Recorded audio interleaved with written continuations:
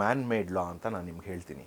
ಮನುಷ್ಯ ಕೆಲವೊಂದು ನಿರ್ಮಾಣ ಮಾಡ್ಕೊಂಡಿದ್ದಾನೆ, ಆಯಿತಾ. ಆಮೇಲೆ ಇದರಲ್ಲಿ ಸ್ಪಿರಿಟ್ ಯಾವುದು, ಆಯಿತಾ, ದೈವ ಯಾವುದು, ಇದು ದೈವದ ಕ್ವಾಲಿಟೀಸ್ ಏನು, ಸ್ಪಿರಿಟ್ ಕ್ವಾಲಿಟೀಸ್ ಏನು. ಇವಾಗ ಸ್ಪಿರಿಟ್ ಕೂಡ ಪ್ರಿಡಿಕ್ಷನ್ ಹೇಳುತ್ತೆ, ದೈವನೂ ಪ್ರಿಡಿಕ್ಷನ್ ಹೇಳುತ್ತೆ. ಅದು ತಿಳ್ಕೊಬೇಕು ಅಂದರೆ ಅದರದ್ದೊಂದು ವಿದ್ಯೆ ಇದೆ, ಆಯಿತಾ. ಆತ್ಮ ಕೂಡ ಪ್ರಿಡಿಕ್ಟ್ ಮಾಡುತ್ತಾ?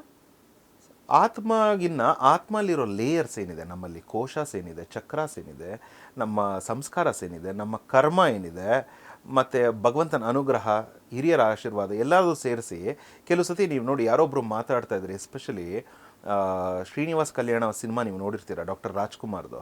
ಅವ್ರು ನಡ್ಕೊಂಬಂದ್ರೆ ಸಾಕ್ಷಾತ್ ವಿಷ್ಣು ಅಂತಲೇ ಅನಿಸುತ್ತೆ. ಜೊತೆಗೆ ಅವರು ಸಮಾಜದಲ್ಲಿ ಕೂಡ ವ್ಯಕ್ತಿಯಾಗಿ ಬಹಳ ಏನಂತೀವಿ ಸರಳ ಜೀವಿ, ಒಳ್ಳೆ ಮರ್ಯಾದೆ ಕೊಟ್ಟು ಮಾತಾಡಿಸ್ತಾ ಇದ್ರು ಜನಕ್ಕೆ.